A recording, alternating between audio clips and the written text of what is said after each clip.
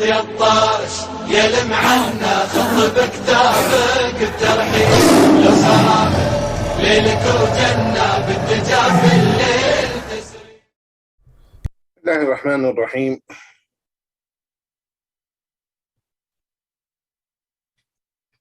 إن الحمد لله نحمده ونستعينه ونستغفره ونعوذ بالله من شرور أنفسنا ومن سيئات أعمالنا.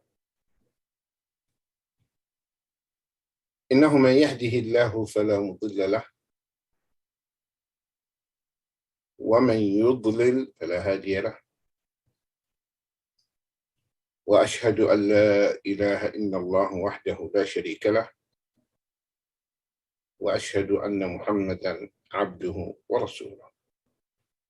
أما بعد، فإن أصدق الحديث كتاب الله تعالى، وخير الهدي هدي محمد صلى الله عليه وآله وسلم، شر الأمور محدثاتها، وكل محدثة بدعة، وكل بدعة ضلالة، وكل ضلالة في النار. أما بعد, my dear brothers and sisters in Islam, today is our weekly class, Fundamentals of Tawheed, and we are talking about prophecies, and we are expounding on the prophecy related to the strangeness of the deen. And in the last session and this session, we'll be talking about the factors or the tips or the what will enable the stranger to continue treading upon the straight path, following the footsteps of the Prophet ﷺ. Among these factors, or these helping factors, or these tips, is to have good company of brothers and sisters around you. If you are a sister, you have good sisters, pious, righteous ones around you. If you are a brother, you have good brothers, pious, righteous ones next to you. It is very, very essential to encircle yourself with good brothers and good sisters. Because if you are surrounded with evil companions, naturally you will become evil like them. Because a human being is a social being. You interact with the people you influence, and you are being influenced. So there's mutual action.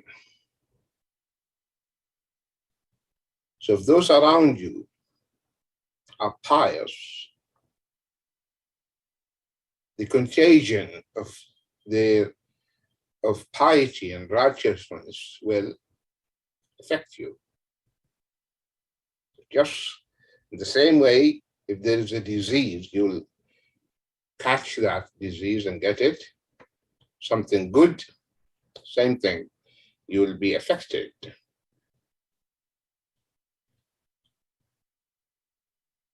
You'll be affected. That's why there's a famous saying among the Salaf, when they mentioned in the biographies of many of them, they say, when you see him, you remember Allah. Just by seeing him, looking at him, you remember Allah Azza wa Jalla. His appearance reminds you about Allah subhanahu wa ta'ala.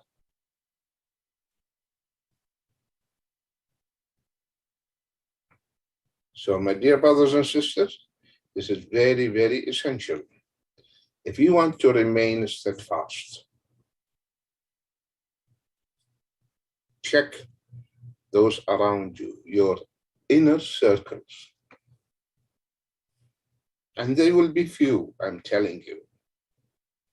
Those who are sincere, committed, who really love you, who really will act like the mirror. The mirror. Those who will tell you, see Allah, behave yourself. You shouldn't have done this.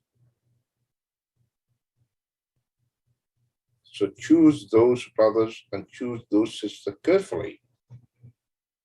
Those who will not flatter you or batter you. No, they call spade a spade. It's very important. Umar ibn Abdul Aziz, rahimahullah ta'ala, told one of his advisors, he told him, listen, if you see me start to drift or do something, hold me here, hold my throat, hold me by the collar, hold me and shake me and tell me, Umar, where are you heading to? Do that, please.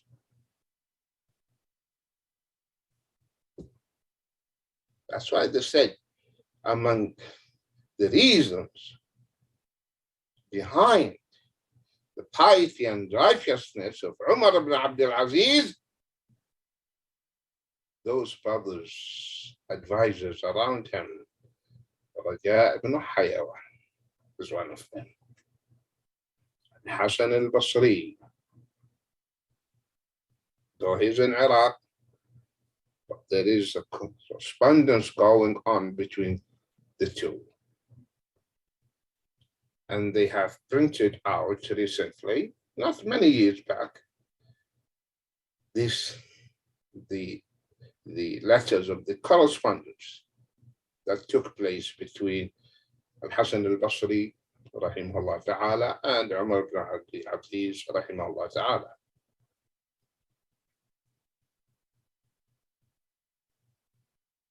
So, having good brothers and sisters is very, very essential. And choose them carefully, and they will be very, very few who are really brothers and sisters, who can back you, stand by you. When you fall, they give you their hand and tell you, stand up. Not that when you fall, they will spit on you. They will desert you. They will rejoice upon your falling. Those are not good brothers. So do not be deceived, my dear brothers and sisters, and especially the callers, the da'is, by the great number of people around you. Okay? Oh, the audience, mashallah, or you call them fans. Those fans, when the power is off, they will stop cooling you. So do not be affected by that. Those who attend your talk, your circle, something happened to you, everyone will wash his hand, except those who are sincere, who stand by you. As an Arab poet said, وَمَا أَكْثَرُ الْأَخْوَانِ حِينَ تَعُدُّهُمْ وَلَكِنَّهُمْ فِي النَّائِبَاتِ قَلِيلٌ. The brothers, sisters, when things are cool, cozy, there are so many around you. Oh, I have this brother, this brother, this brother. But when you have calamities and a calamity hits you, and there is a problem, they vanish, disappear. Where are they? They are not there. ولكنهم في النائبات قليل.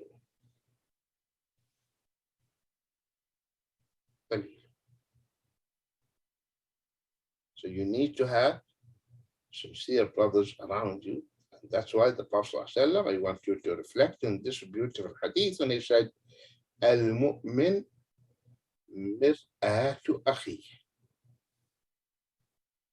Al-mu'minu mir'atu akhihi. So the believer for the believer is like the mirror. He is your mirror. What does the mirror do? It reflects your image. Does it cheat you? No. It gives you the true picture of you, the mirror. That's why people, they use the mirror to see their defects. Oh, I have something. I have a wrinkle. Oh, I have to cover it up. I have this, I have that.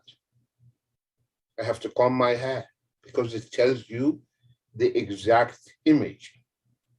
So the true brother and sister will be like that. Yes, the nafs, keep this in mind. The nafs hates to know the truth. The nafs inclines towards being praised and not being criticized. This is the nature of the nafs. Because your nafs ammara bisu, it incites you, it invites you towards sinfulness. So naturally, it hates hearing the truth. It hates. But what should we do? We have to suppress this nafs, control it. That's why the jihad of the nafs is the most painful and difficult one. Difficult one. To overcome this nafs. You will not be able to confront the kuffar in the battlefield, in the jihad, without defeating, first of all. You will not defeat your enemy before you defeat your true enemy within you, and that is your nafs. How can I go to the battlefield, okay, and I know that I will be killed? Listen until I have worked in this nafs and trained it. Oh, nafs, I have sold you for the sake of Allah. Ibn Rawaha, rahimahullah, radiallahu anhu, in his poem, he was saying beautifully, he said, Ya nafsu maliki takrahin al-jannah. أقسمت يا نفس لتنزلن أو لتكرهن. This is what he was telling his nafs. Oh, my nafs, why do you hate the Jannah? You don't want to go to your real place, your real home? Why do you hate the Jannah? This is the nature of the nafs. So you don't like people to tell you the truth. And the sincere one is the one who likes to hear from the people the truth. People who will tell me you have made this mistake and this mistake and this mistake. They give me my mistakes because they love me. I know they love me. Not those who will give you thumbs. You know, people, give me a thumb, give me a thumb. Those who give you a thumbs will destroy you.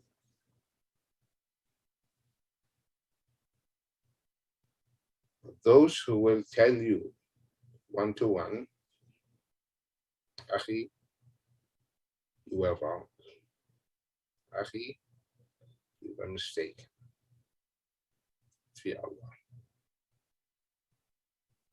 This is the one that you should kiss him on the forehead and give him a hug because he loves you. He loves you. Okay? Because the nafs, and until you bring it under your control, you will be in trouble. You'll have to be in bad shape. The nature of the nafs doesn't like to hear the truth.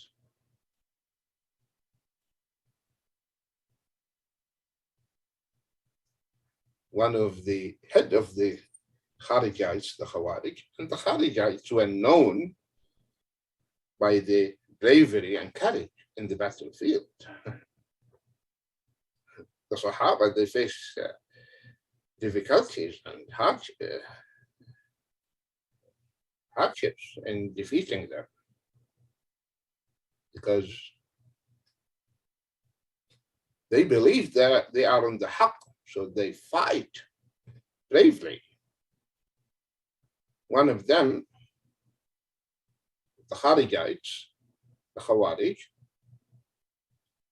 the Sahabi stabbed him and said, the Sahabi said, Ila Jahannam wa bi'sal mihad, to the hellfire, what an evil abode for you. You know what the Kharijite said? Allahu Akbar. And he is dying. And he was so confident and sure that he's on the haqq, on the truth. So he told the companion, سَتَعْلَمُ غَدًا أَيُّنَا أَوْلَى بِهَا صِلِيًّا.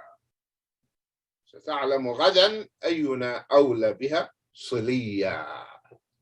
Tomorrow you will know who deserves it. Who deserves to be roasted in it? Me or you? So he was so confident that the one who is going to be roasted and burned in the hellfire is the companion and not himself. So one of their leaders,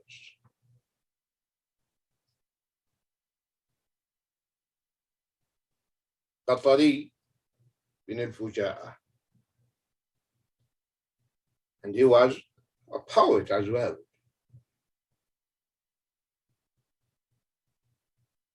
So in the battlefield, he was telling his nafs, talking to himself. أقول لها وقد طارت شعاعا من الأبطال ويحك لم تراي فصبرا في مجال الموت صبرا فما نيل الخلود بمستطاع. أقول لها, I tell my nafs, وقد طارت شعاعا, it disappeared in my body. Okay. Frightened, shivering out of fear, flew out of fear, fearing the heroes. See, the Arabs,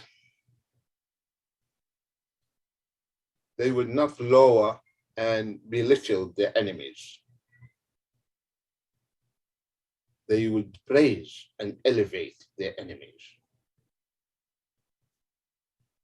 They will not belittle them or insult them. So he knew that he is confronting heroes, abtal, brave men.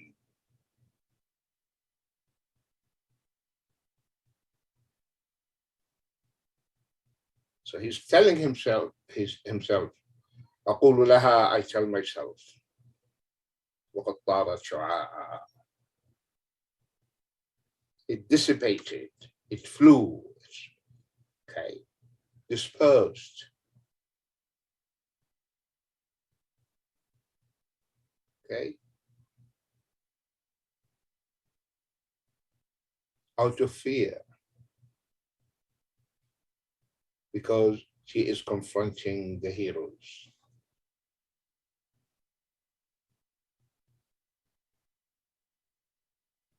ويحكي, woe to you, لن تراعي. Today, you will not be obedient. You will never be, today you will never be obeyed or giving a respite, or you will be tolerated.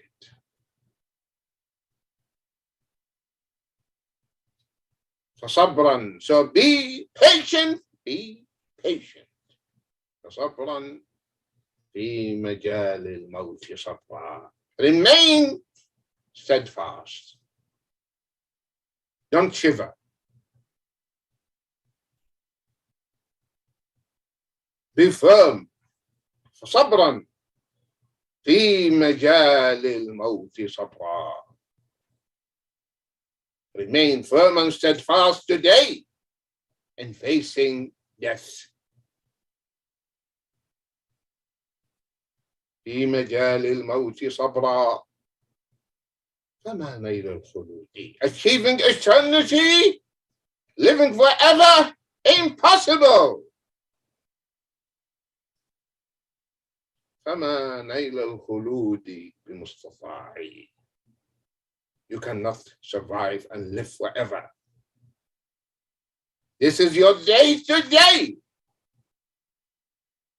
So remain collected and firm and steadfast. لا إله إلا الله.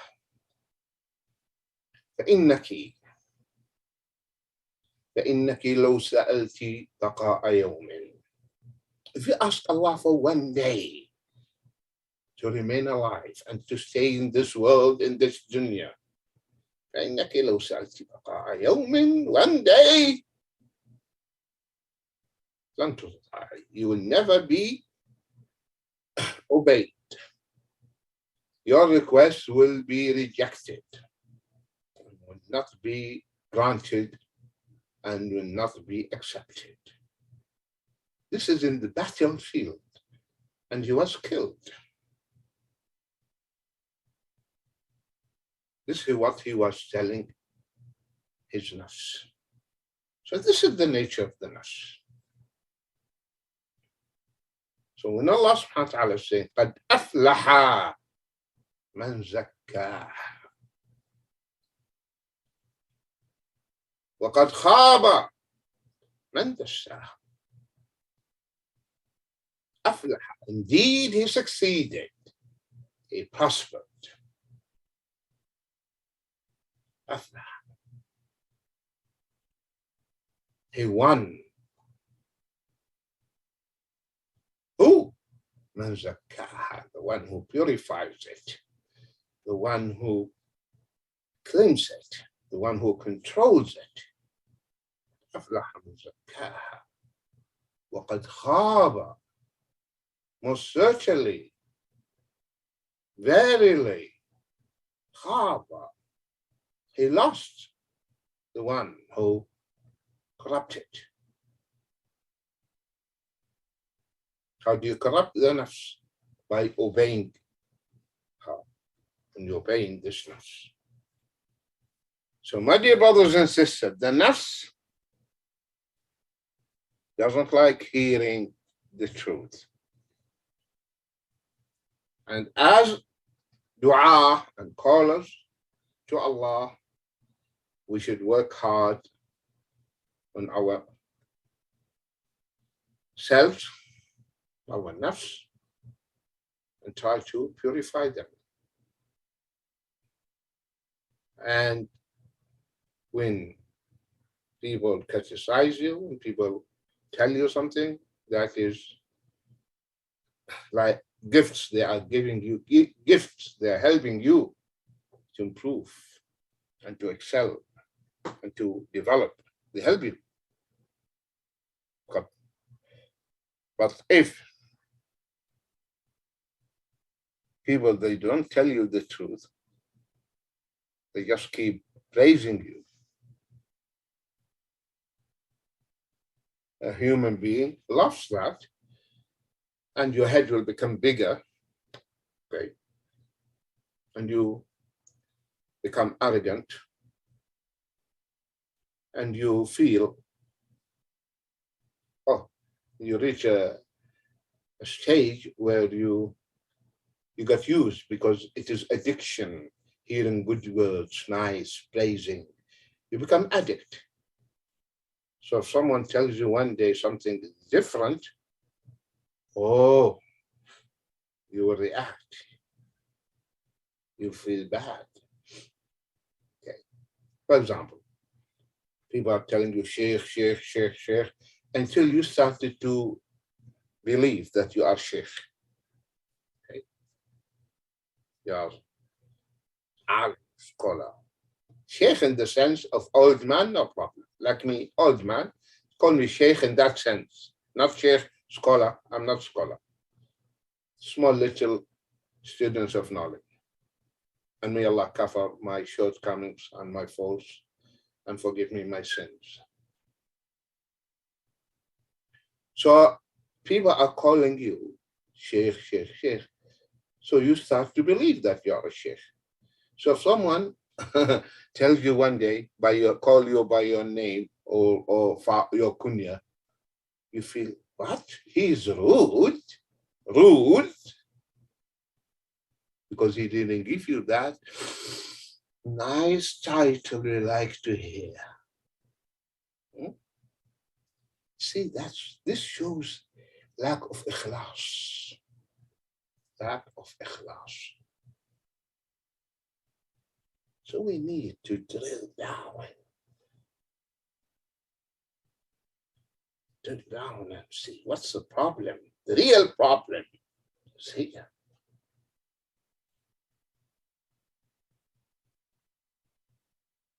Sayyidina Umar ibn Khattab radiallahu anhu, he said, رحم الله امرأ أهدى إلينا عيوبنا. Allahu Akbar. Beautiful. رحم الله امرأ.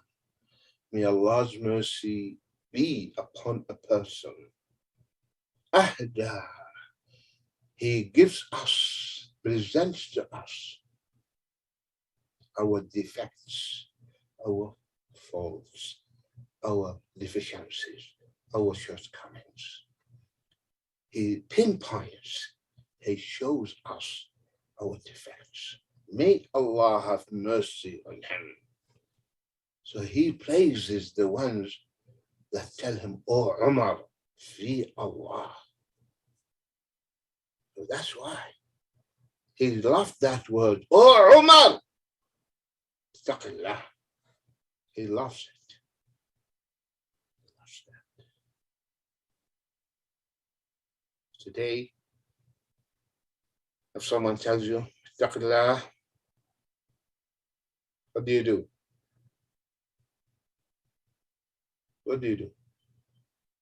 You react. What did I do? What did I do? Or you say, Allahumma ja'alna min al-muttaqin. And you are boiling inside. You don't want to hear it. You don't want to hear that word. So that's why you need good brothers and sisters who will always tell you, Taqillah.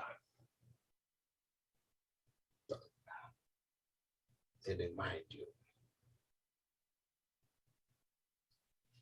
So, my dear brothers and sisters, if we want to continue as strangers, progressing, continuing our journey, because we are traveling to Allah, and the journey is so long and full of hardships and difficulties.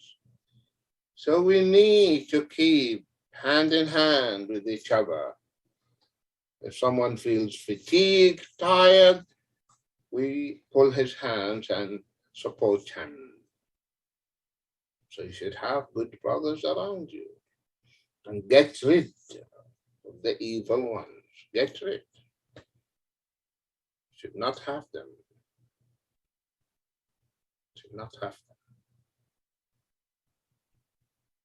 The Prophet ﷺ, he said, لا تصاحب إلا مؤمنا. لا تصاحب إلا مؤمنا ولا يأكل طعامك إلا تقي. Should never befriend anyone except those who are believers. ولا يأكل طعامك إلا تقي. And you invite only the righteous and the pious to your food. Your guests should be only the pious, the righteous.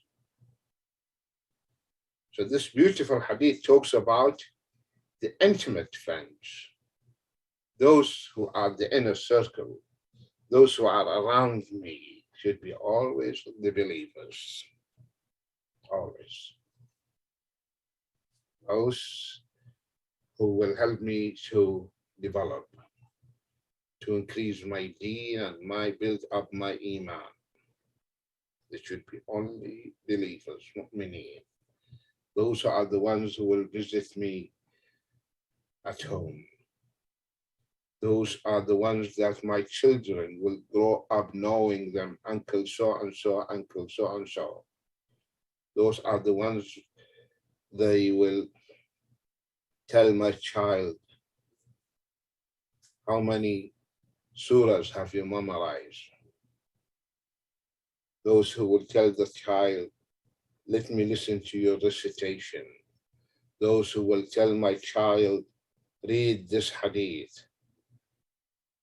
Those who will tell the child, I want you to memorize the 40 hadith. And next time I want you to tell me and read to me what we have memorized. These are the ones you need to have. The same thing, your sisters, the sisters around you are like that.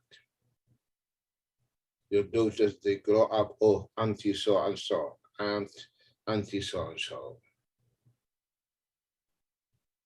Those are the brothers and sisters that we keep together. So our children, they grow up knowing their children. Now they are men and women. They are grown up. So now we know where to propose.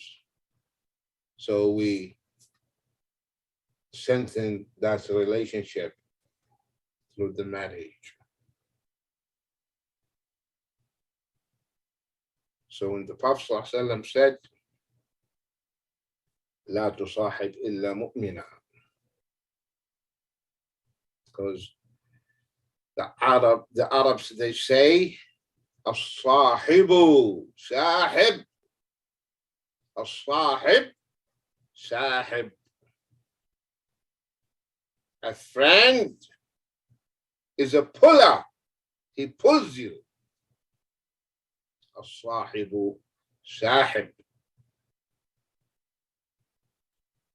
And the Prophet said, المرء على دين خليله فلينظر أحدكم من يخالل.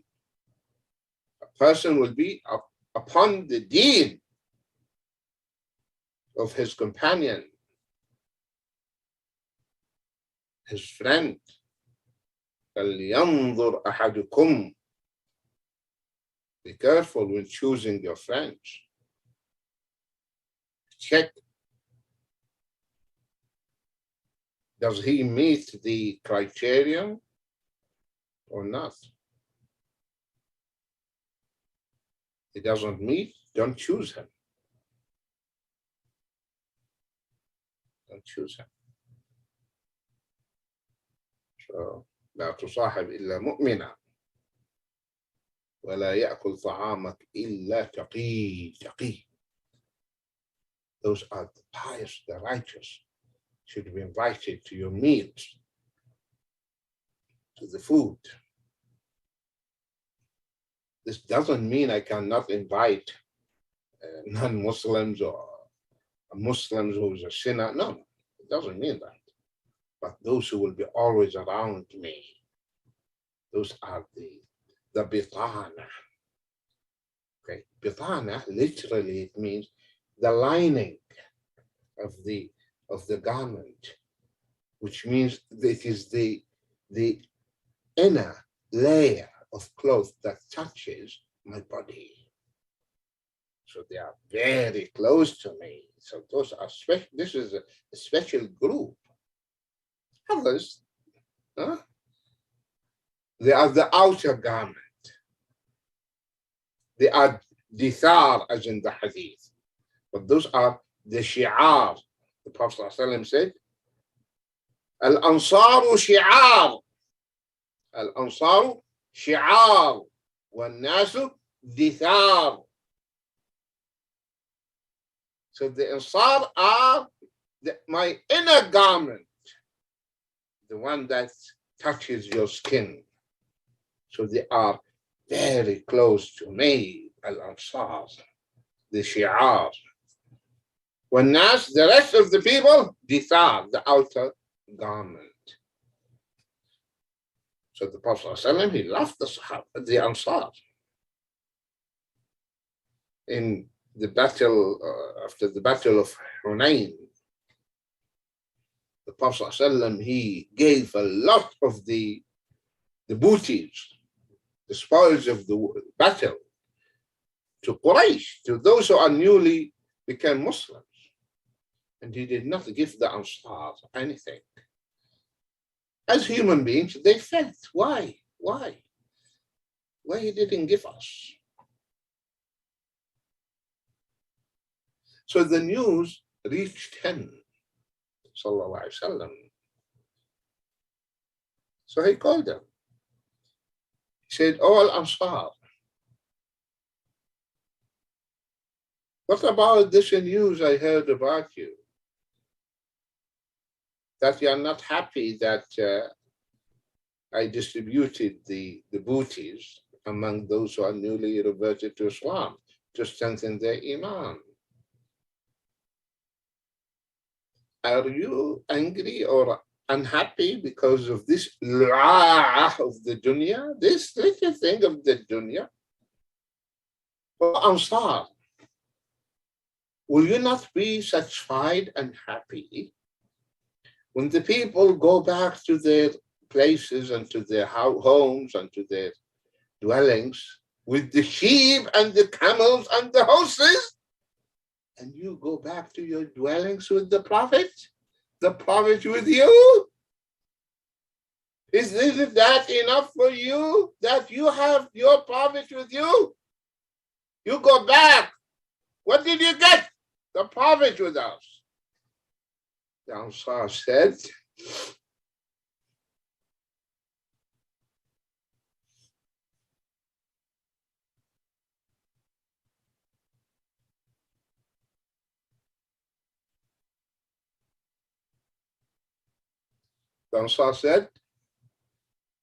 رضينا. We are satisfied. We are happy. رضينا. And they started crying. So, لا تصاحب إلا مؤمنا ولا يأكل طعامك إلا تقي.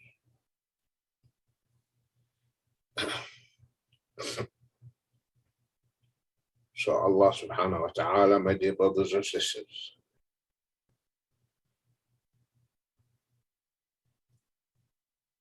He draws our attention. He draws our attention to this fact. Surah Al-Zukhruf, ayah 67. الأخلاء يومئذ بعضهم لبعض عدو إلا المتقين. الأخلاء, close friends, will be foes, enemies to one another on that day, except the righteous. The righteous. So no doubt the Prophet ﷺ said, لا تصاحب إلا مؤمنا. Because in the day of resurrection, all the ties will be severed, will be cut. The bonds that are based on the love of dunya will be severed. The only bonds that will remain holding intact, connected,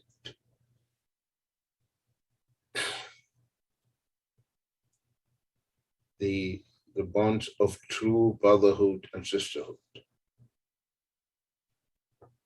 Relationship that has been established and founded and built upon strong iman, strong love for the sake of Allah subhanahu wa ta'ala.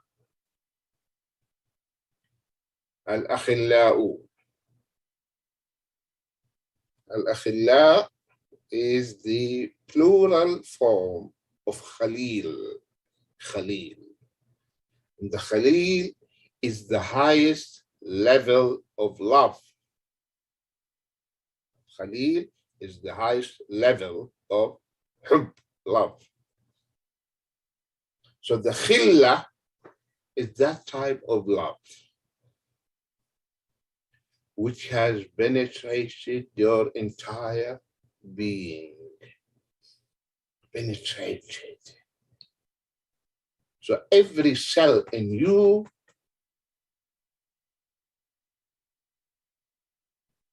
is expressing love for the other. So this is the Khalil, the love in every part of you, not only your heart, your entire being.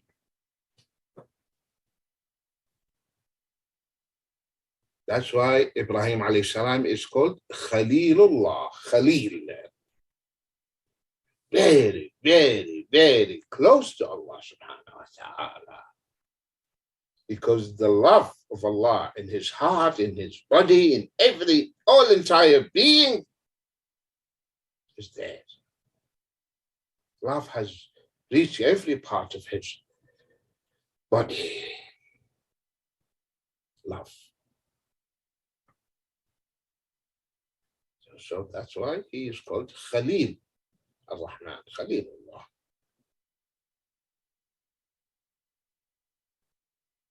Ibrahim al-Khalil alayhi salam. That's why, my dear brothers and sisters, please learn Arabic so that you You taste, you enjoy the Quran when you read it.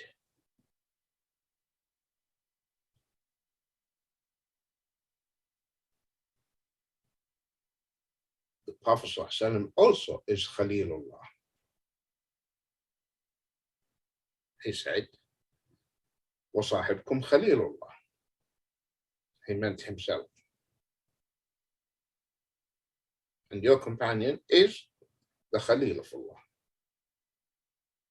لو كنت متخذا من الناس خليلا لاتخذت أبا بكر خليلا. If I were to choose from among you a Khalil, very, very, very close one to me, I would have chosen Abu Bakr. But Allah has chosen me to be the Khalil. Abu Bakr is my companion, صاحبي. إذ يقول لصاحبه لا تحزن إن الله معنا. Okay. And he was assuring and consoling and allaying the fears of his companion Abu Bakr in the cave, telling him, "Oh, Abu Bakr, grieve not, don't be sad, because Allah is with us." And yet he found those ignorant ones, fools, they don't know what is coming of their head. They talk evil about Abu Bakr Siddiq. Don't you know that some of them are saying, "Oh, Abu Bakr killed the Prophet." Huh? Abu Bakr killed the Prophet. They're saying, yeah. And also he killed Fatima. Allahu Akbar. May Allah guide them. They don't know actually. They're being brainwashed. They don't know what they are talking about. Oh, Allah chose the killer for his prophet to be his companion, to travel with him, subjecting his prophet to danger.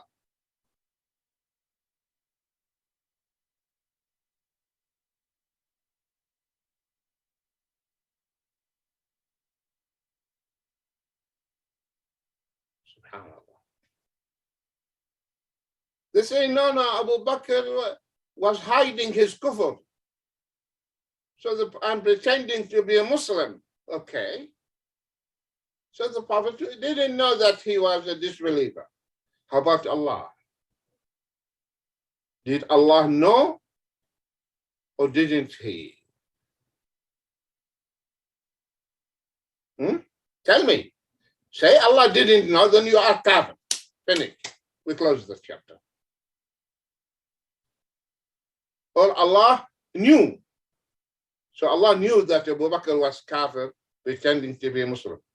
So why did he choose a kafir to accompany his prophet? Why?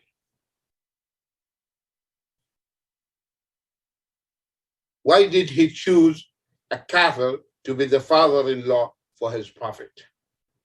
Why did he choose a daughter, according to you, disbeliever, a daughter a daughter of a disbeliever to be the wife of the prophet? Do you have any grain of sanity? You don't know what is coming out of your head.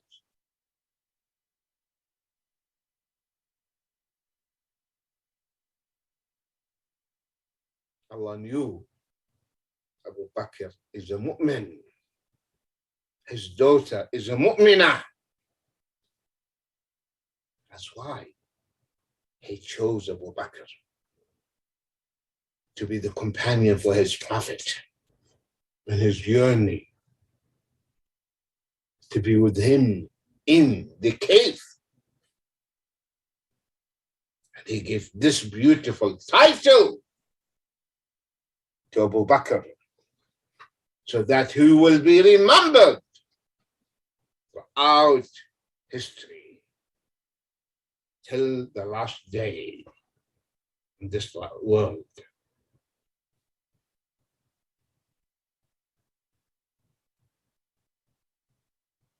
ثاني اثنين إذ هما في الغار. Okay, it's the second of the two. إذ يقول لصاحبه لا تحزن. So remember when he was telling his companion Abu Bakr, لا تحزن, grieve not. Normally, who grieves?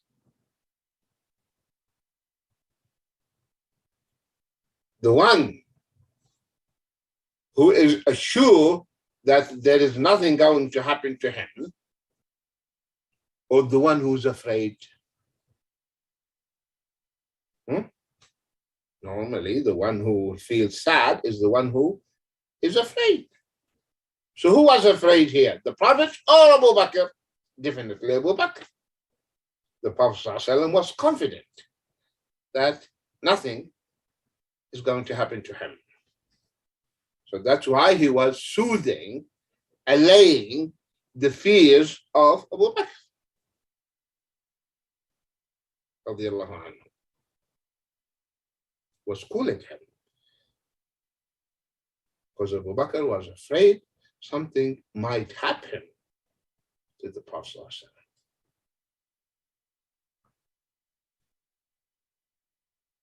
That's why he looked down, he saw the feet of the mushriks at the mouth of the cave.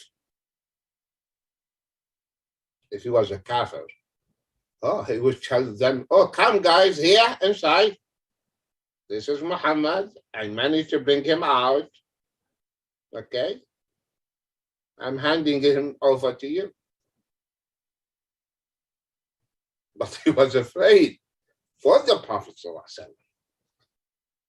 Said, لو أن أحدهم أبصر. If one of them just looks down, okay, if someone looks down, he would be able to see us. The Prophet ﷺ told him, لا تحزن. They will not see us, Abu Bakr. They will not. Inna Allah ma'ana. Because we are in the witness of Allah, the company of Allah. Ma'iyyatullah. Ma'iyyatullah. The witness of the company, the ma'iyyah. Two types. Ma'iyyatun amma, ma'iyyatun khassa. So there is general witness and specific witness. The general witness, Allah is with all of us, protecting us. But the special one, specific one, private one, only for the believers and those whom Allah subhanahu wa ta'ala, because that witness is the witness of support, protection. So he said, Inna Allah ma'ana. So we are في معية الله, in the witness of Allah. So Allah will make us invisible to them. They will not be able to see us. See, Jamil. Who's Jamil? Jamil is Hammalat al-Hatab, the wife of Abu Lahab. It's called Jamil.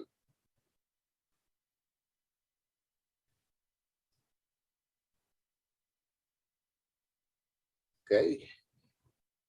She was the one who put thorns and would throw thorns on the way, etc.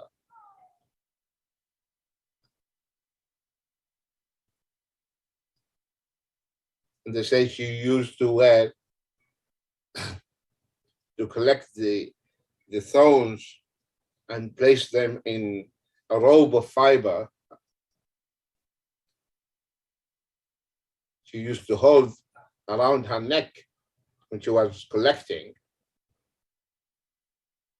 So Allah said that she will have a robe from the hellfire around her neck. caller.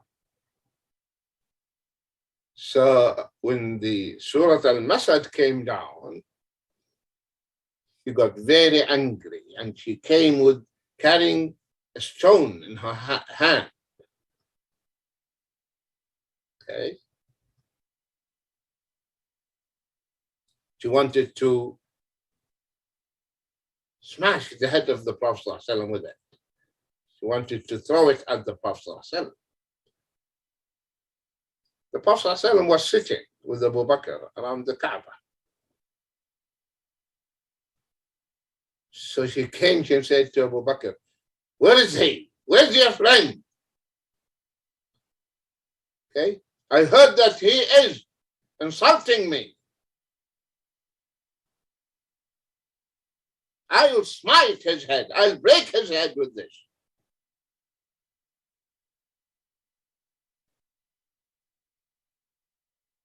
Didn't he know that I'm a poet, a poetess?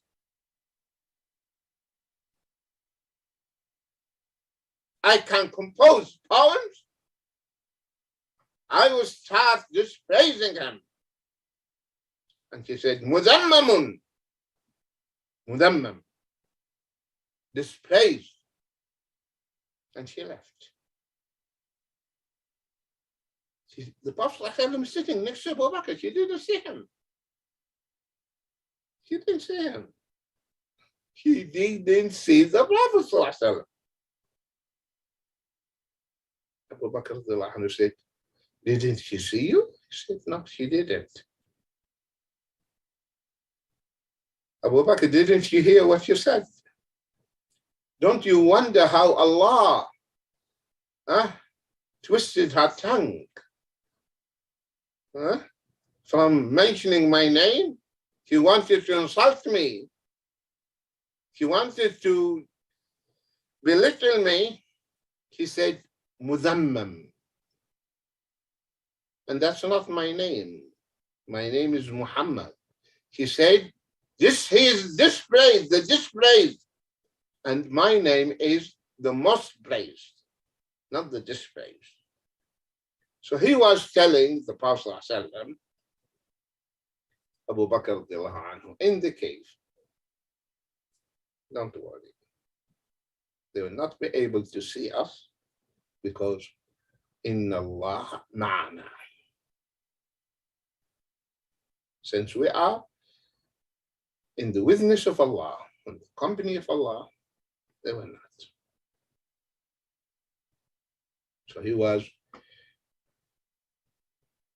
soothing and allaying the fears of Sayyidina Abu Bakr radiallahu anhu. And the family of Abu Bakr radiallahu anhu, all were involved, contributed to make this migration from Mecca to Medina of the Prophet ﷺ successful. So there was a plan, successful plan devised. Roles were given. The shepherd was told, "At night, you bring the sheep to the cave for milking, so that you give us the milk. And then you go. At night you come. Asma, when Makkah becomes quiet, then you bring the food." The son of the Abu Bakr was given the role, and all they were younger. Asma was very young, and also the son of Abu Bakr was very young. Your role is an informant. You collect the news in the morning, listen to what Quraysh are saying, and they will not doubt you. And at night, you come and you tell us what was going on in Mecca. So everyone was giving a role to play. Asma brings the food. That's why, and she was giving the title that Nataqain, the owner of the two belts. Why? She was looking for something to tie the container or the thing that you put the food in. She didn't find anything. So she took her belt, cut it into half, tied the container or the thing that holds the food with part of the belt as a string to tie the mouth, and she used the other part as a belt. So that's why she was giving this title, that Nataqain. So this beautiful ayah, my dear brothers and sisters, Allah says, الأخلاء يومئذ بعضهم لبعض عدو إلا المتقين. So the close friends in the dunya, those who are very close to you, but they are not for the sake of Allah. This relationship is based only on dunya, the worldly benefits. So on the day of resurrection, they would be cursing each other, hurting each other. So close friends will be enemies to one another on that day. يومئذ إلا المتقين, except the righteous. May Allah make us among the righteous. Ameen. May Allah subhanahu wa ta'ala forgive us our faults and mistakes and ignorance. May Allah subhanahu wa ta'ala increase our knowledge in the deen. May Allah subhanahu wa ta'ala bless us with the doing of righteous deeds. May Allah subhanahu wa ta'ala keep us remain steadfast in this beautiful deen until we meet Allah and find Him pleased with all of us. Ameen. May Allah unite our ummah in the haqq. May Allah unite our hearts in the haqq. And may Allah subhanahu wa ta'ala reward all of you, my dear brothers and sisters, for your patience and attendance. Barakallahu feekum. Jazakum Allahu khaira. Assalamu alaikum wa rahmatullahi wa barakatuh. Ameen wa alaikum assalam wa rahmatullahi wa barakatuh. Jazakumullahu khair, Sheikh, for today's lessons and reminders for fundamentals of Tawheed. Episode 86 today, alhamdulillah. For those of you who are watching, I mention this every session. The other 85 episodes should be on the playlist on the YouTube channel, the Fundamentals of Tawheed playlist, along with the Sunday sessions, Matters of the Heart, in the Matters of the Heart playlist on the YouTube channel as well. I also wanted to say, please don't forget to share these sessions to your friends and to your family so that they can benefit, and so that the YouTube algorithm can spread these lives to other people so that more people can benefit and ask their questions in the upcoming Q&A session, inshallah. And about the Q&A session, if you're not in the WhatsApp group, you can text at the Al-Fitr phone number in the live chat to join, where you can ask your questions, or send them in the YouTube live chat and someone should forward it, inshallah. Our first question for today, Sheikh, is asking, Assalamu alaikum. If in a household someone is consuming haram substances and it is physically affecting the family with its effects, what would you say is the best way to approach this situation to stop it? What is this substance? Drugs? If this person is using drugs at home, okay, he should be taken to hospital for treatment and not allowed to stay in the same home, in the same house, because he's going to affect others.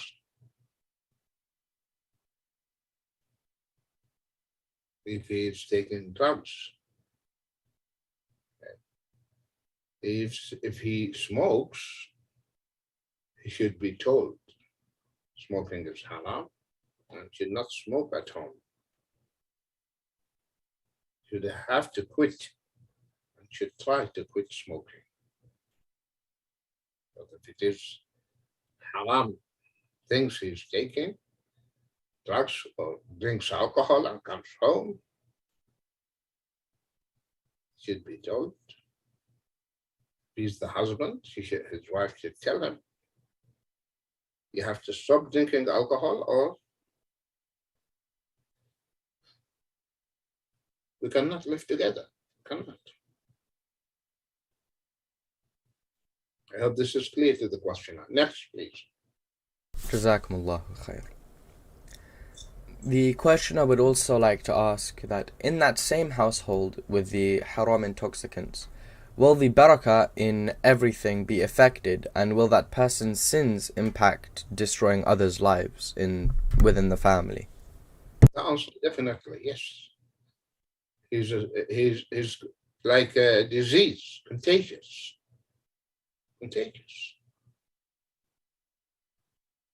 So it will affect everyone.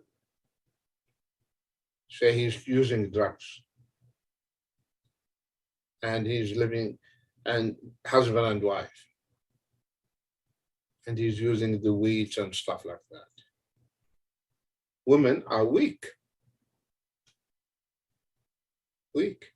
So he might convince her, just take one, try it. It will not kill you. And then she'll become an addict like him. Or he is drinking the wine, his wine. Okay, and might tell her, laugh, have a sip, just taste it, just feel.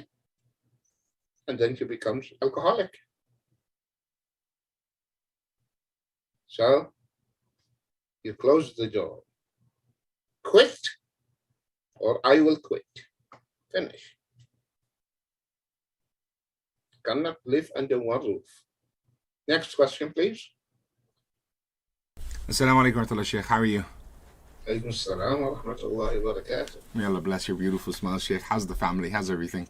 Alhamdulillah, alhamdulillah. Barakallah fiqh, Sheikh Salim. There's a lot of people affected by this in the UK, and I am so pleased with whoever you are to come forward, because majority of them do not engage in halakas. They do not come to Islamic events, and the majority of them don't ask these questions. They won't bring it up.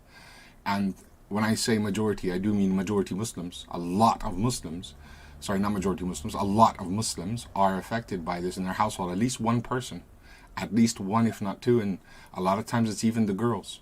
So I just wanted to ask Sheikh if you could elaborate about when you say the sisters or the women are weak. I know what you mean. I don't think others might understand the weakness, because there's many ways that society and Allah subhanahu wa ta'ala strengthens our women, and I have seen women very strong and able to tackle these problems because Allah gives them that strength, and they should know they can. Just like the advice you gave about what she can do, that's her strength. She has power, she has rights, and with that she can use those things, and be patient, of course. If you could just elaborate on what the sisters can do a little bit more in their situation. Some of it's worse than this, much worse than this, Sheikh. Jazakumullah khair. Yakum, of course, there's no contradiction between what I said and what you said. The ending the relationship is the last resort after exhausting all attempts. So you try to improve him, and this is the role of the wife. He is sick, he is a victim, he needs help. So you give him a hand. Try to help him to get rid of this problem. Okay. Try to bring him close to Allah, to ask him to pray, to go to the masjid, to leave the bad groups, the bad friends. You need to work on him.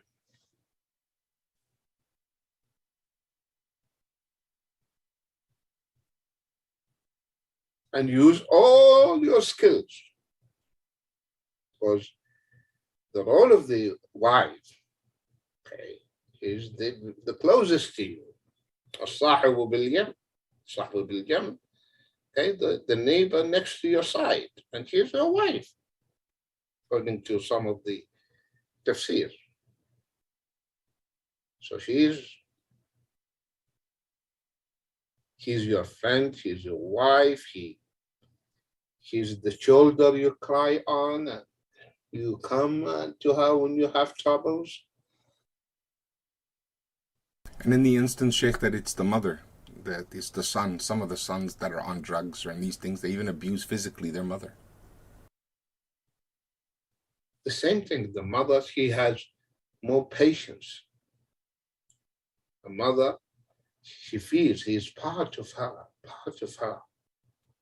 Okay, so this mother, she should get up at night and pour her heart, cry to Allah to save her son. Cry to Allah to save her son. Because, as I told you, the Muslim youth are targeted. I told you, in a country where Muslims living there, the policeman would come and they are using drugs, will leave the Muslim boys, will not do anything to them, and will arrest only the non-Muslim boys. Okay? So they want to destroy the Muslim boys, Muslim men, so that you'll have a generation of addicts. This is one of their evil plots against the Muslims. So that's why we need to work hard on the youth. The youth, they are now in gangs. And if they are in gang, drug is part of the gang. Absolutely. The protocol of the gang, drugs. You have to. Drugs, women, you have to have that. Otherwise, you're not shoot and kill. Okay? So, the da'is and the muslihin, okay, and the khutaba on Friday, this is a real problem. We should not brush it under the carpet or turn our eyes. The problem is there. We need to address it. We need to bring the youth to the masjid. We need to have gyms, for example, next to the masjid. So they come to the gym. And then we talk to them. We have to come down, go. These are the grassroots of the community, the Muslim youth. These are the future of the Ummah. And the enemies, they want to finish that generation. Finish that. Kill them. They know this old generation, they will go. So we don't want a generation to replace them as practicing good Muslims. No. We want a generation who knows nothing about their deen, about Islam. They're just interested in the bottle and the syringe. That's it. To sniff and to drink. That's what they want to do to the Muslim youth. So if a child become an addict, you will not believe this. Don't you know the way they make children addicts? They put the drugs in the sweets, candies, sweets, and distribute. Or chewing gum with drugs, with intoxicants. So it is a strategy. There are people, organizations, there are bodies behind that to working around the clock to destroy the Muslim youth.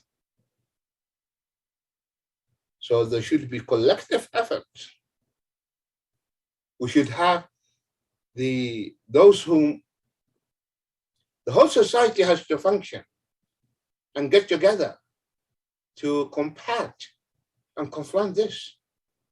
Muslim doctors, they have to volunteer and help and treat them freely. Muslim psychologists for consultation, free sessions, Muslim psychiatrists, all the different individuals in the community, they have to put their hands together to contain this problem and save our youth. And the most important thing is the dua. Parents should get up at night and pray for their children.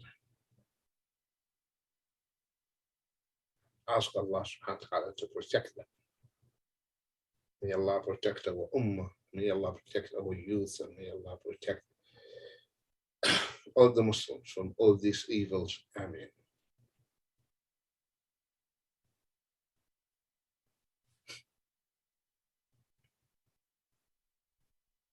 Ameen. Jazakumullahu khair.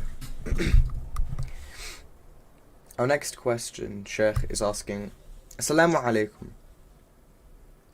When we receive an income each month, how should we spend it? Should we be counting and budgeting anything and everything, even if it means that you can't enjoy life as you're constantly worried about bills and never having enough?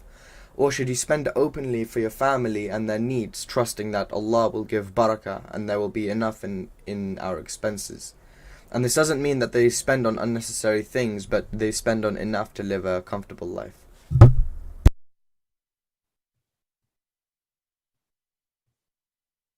The Prophet ﷺ used to save his family, a food for 1 year. For 1 year. So budgeting and spending wisely is highly recommended. A Muslim should not be extravagant. You should live reasonable, not extravagant life, lavish one. And the more you reduce unneeded things, the better. You should have the zuhud. Just the little things, the main things. And we are now living in a time, and Allah knows, maybe the situation will be worse. We'll be shorting in food. The cost of living has increased. Prices drastically went up.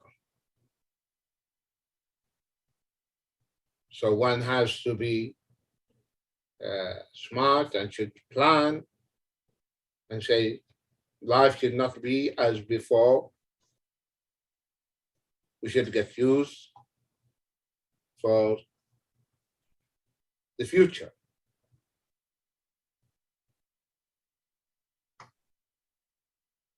Prophet ﷺ, one of his du'as, the du'a of the Prophet ﷺ, Allahumma ja'al rizqa ali Muhammad quta. Oh Allah, make the sustenance and provision of the family of Muhammad quta, just what is essential to meet their needs.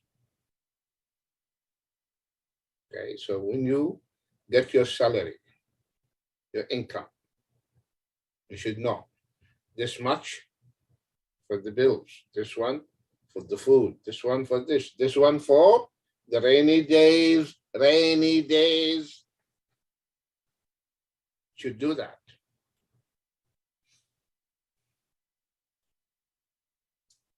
Something happened, have saved some money.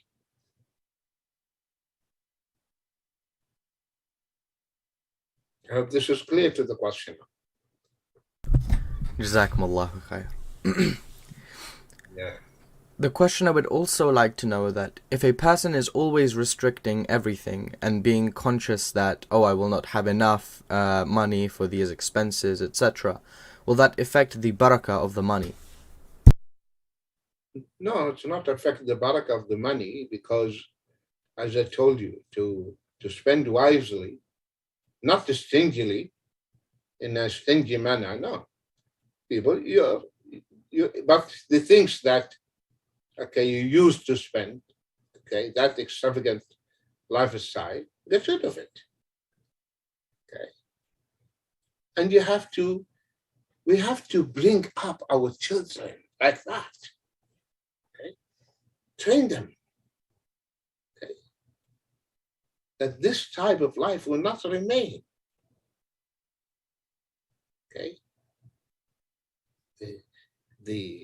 There's a famous saying that says, "Tama'dadu, فإن النعمة لا تدوم." And the books of Sirah and history attribute this to Sayyidina Umar ibn Khattab. Tama'dadu, that means train yourself, train this stomach to be empty. Train it to get used to that.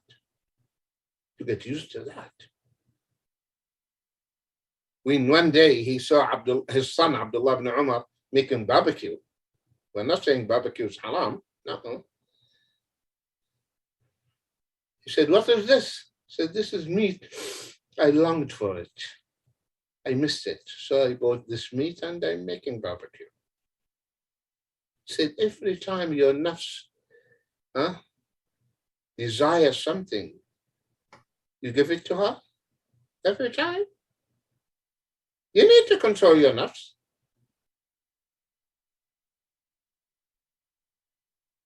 Because you see, most of our problems today,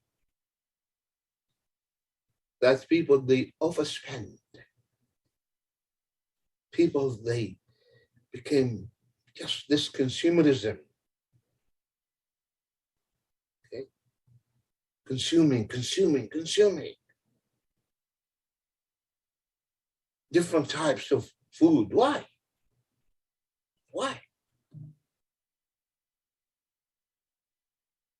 And most of this is junk. Why?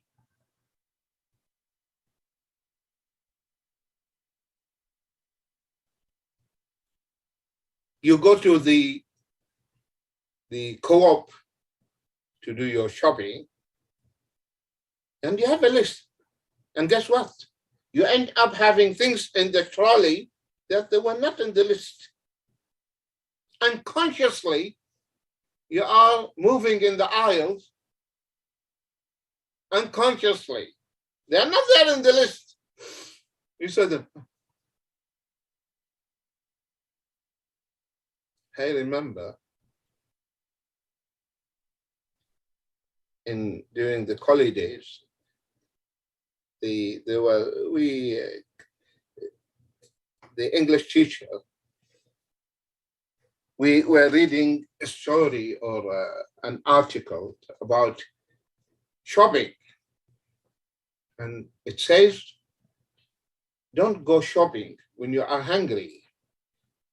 Don't do that. Because you will end up buying things you don't need because you are hungry. And that's what happens in Ramadan. People are hungry, they buy things for iftar, for this. And then I want you to go to the kitchen and see what you have there in store. Go and check. You might find things expired.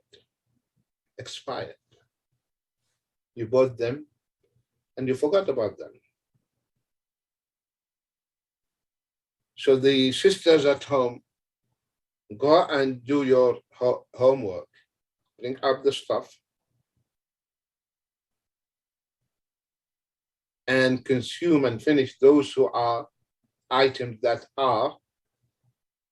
they have been there lying for a long time.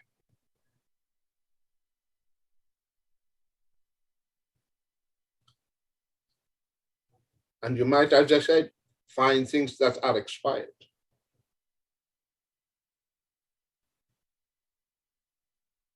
And many of you maybe experienced when they are moving from one house to another, the amount of luggage and things they have.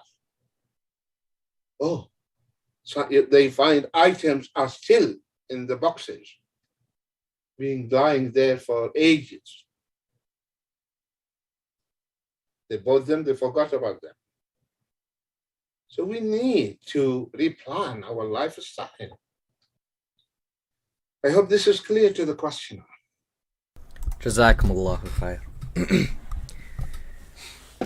In the next question, the questioner is asking, Assalamu alaikum, Sheikh.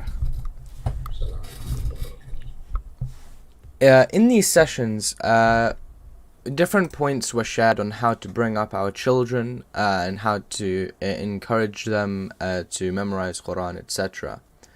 And I believe the questioner is asking how should we try to put these practices into practice, if that makes sense. Implement them. Implement what you hear. Okay? You want to teach your children Quran? Go ahead. Start study circle. How many times I mentioned this? Have you started that? Every day you sit for 5-10 minutes reading hadith? Have you started having a Quran circle within the family? So if you don't implement what you hear, then you will be having these problems and without being resolved, because you don't want them to be resolved, because you don't want to take an action. A prescription was given to you. Okay, doctor gave you a prescription. Go and take the medicine and use the medicine. Not that you don't go to the pharmacist or to the drugstore and take the medicine. So it is your problem. Problem that when you hear this is what you should do, go ahead for it. The Prophet ﷺ told us, you want your children to grow up, start with the salah. Be role models for them. Command them to pray at the age of 7. Discipline them when they reach the age of 10. Don't let them sleep together, brothers and sisters.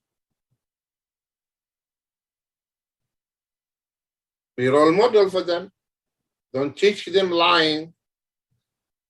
They should not seeing you lying and telling lies is haram.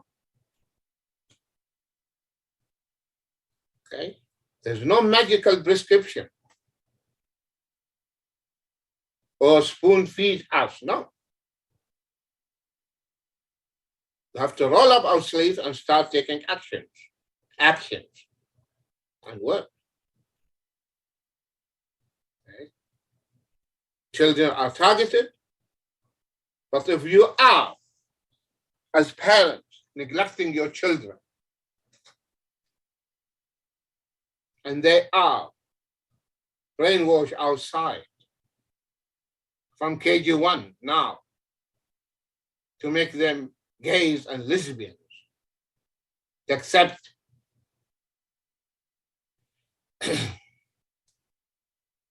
LGBTQ, and you are busy in the dunya. You don't teach your children, you don't instill in them their hearts the iman and the fear of Allah. They will come back. I'm a gay, Mom. A gay. I'm a lesbian, Mom. There's nothing wrong with it, Mom.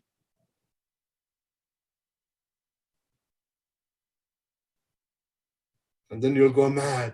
Oh my God. Oh, Sheikh, help me. Help you? You are the one.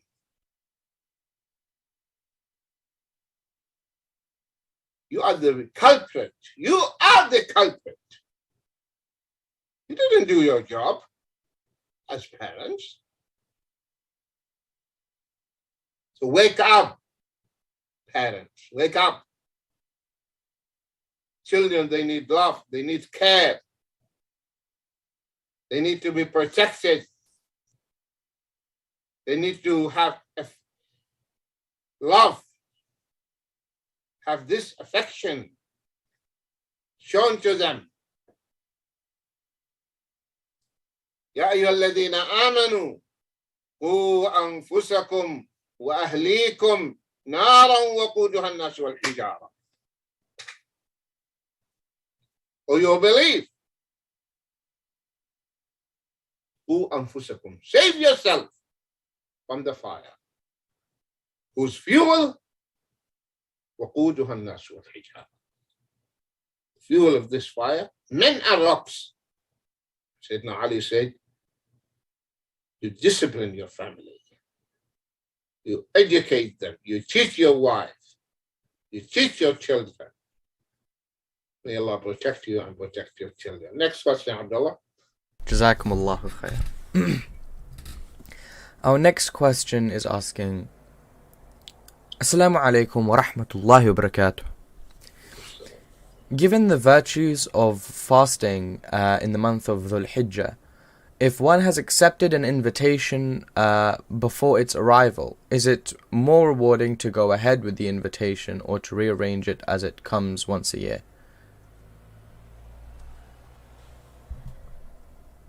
You are invited for a meal or what? I think so. They haven't specified, but I assume yes. Then they are invited for a meal before the arrival of Dhul Hijjah. If this invitation involves no haram, of course, you respond to this invitation.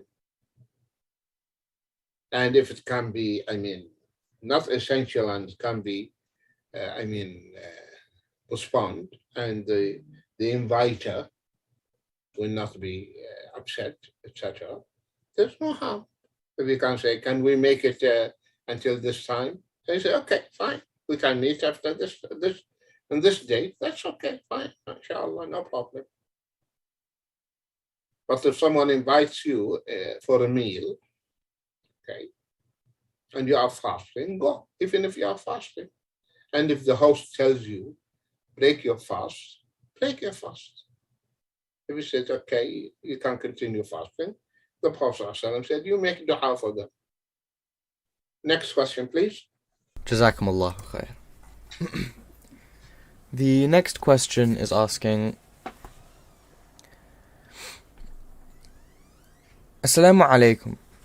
If I'm sick with a cold and I'm feeling headaches like when I am bowing down in prostration or ruku' or sujood, what are the ways that a Muslim or a Muslimah can deal with salah in this situation? So maybe that they cannot focus in their salah because they feel sick when they're going into the different positions. If you can, you should, because ruku' is rukun, pillar. Sujood is rukun. If you can do it, you should not leave it. While doing that, from the ruku' while you are standing. But if you feel very, very tired, you feel if you go to the ruku', you'll collapse, you'll fall, or start shivering or shaking, then you sit in the chair and pray. But if it is just tiredness and it is bearable, you can bear it, but you should pray the normal way. Not that you sit down and pray sitting. No. Next, please. Jazakumullahu khair. The next question is asking, Assalamu alaikum, Sheikh. On the topic of keeping good company, what should we do with friendship ties that are not good for us? Should we keep the ties and hope that they may come back to Islam and make it a form of da'wah, or should we distance ourselves from them and not keep in touch with them? If you feel they are influencing you, okay, and you cannot affect them, cut them, the ties. Okay, cut the ties. Bad boys and bad girls. What do you want? They know you. And if you start practicing the deen and say, oh, you became a cleric,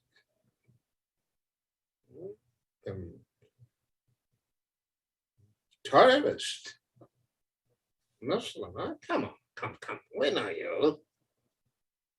And then one will blink his eye to one of the girls. Go to him. Sit next to him. And they know you. The moment he sits next to you, talks to you, or put her hand on your shoulder, you are back to square one. So, cut the relation immediately. Cut. Don't mix with them. Don't go to them. First, save yourself. Save yourself. And I can tell you, they will not leave you. They will work on you. And maybe they are Muslims, wicked Muslims, sinners. Say, okay, you don't want to see us? Give us da'wah, akhi. Guide us, akhi. Shaitan is talking on their tongues. Don't go. Don't go. That's why the ulama, they say, from among the conditions of tawbah, that you change the environment. Change it. Because the one who killed 100, what made him a criminal, the environment. That's why when he decided to repent, he was told, travel, leave this town.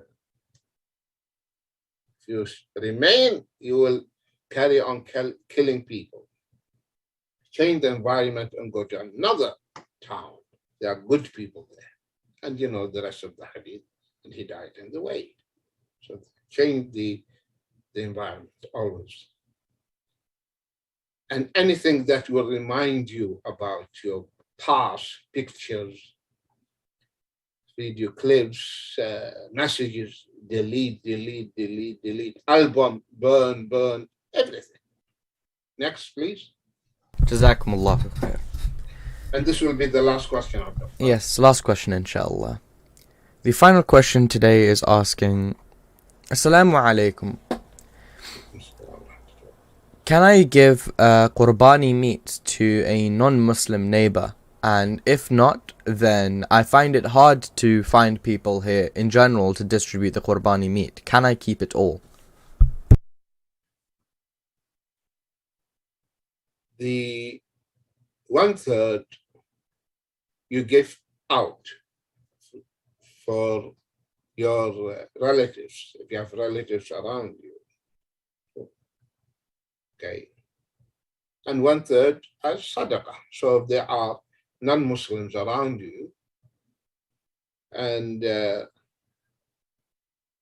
there's no problem in giving them part of the meat. No problem. Of that 1/3 to distribute it and give it to them because you don't have Muslims around you. No problem, inshallah. No harm with that. I hope this is clear to the questioner. Jazakumullahu khair. Yeah. with that being said, I believe that was the end of today's session, inshallah. For those of you who are watching, please don't forget to tune in tomorrow for the Matters of the Heart session at 1:30 p.m. UK time, inshallah. And with that being said, Sheikh, if you have any final words, I can pass it over to you. Barakallahu feekum, jazakumullah khair. May Allah bless you, bless your family, protect you, protect your family, and may Allah subhanahu wa ta'ala keep us remain steadfast in this beautiful deed till we meet him and find him. Please, all of us, Ameen. May Allah forgive us our faults and mistakes and ignorance. May Allah protect our families and your families, and may Allah subhanahu wa ta'ala protect our ummah from all the evils around them, and may Allah subhanahu wa ta'ala guide our ummah to the haqq, and may Allah unite our hearts in the haqq. Ameen. And may Allah reward all of you, my dear brothers and sisters, and may Allah elevate your status in this world and in Jannat al-Na'im. Ameen. Until we meet tomorrow, inshallah, I leave you in Allah's company and protection.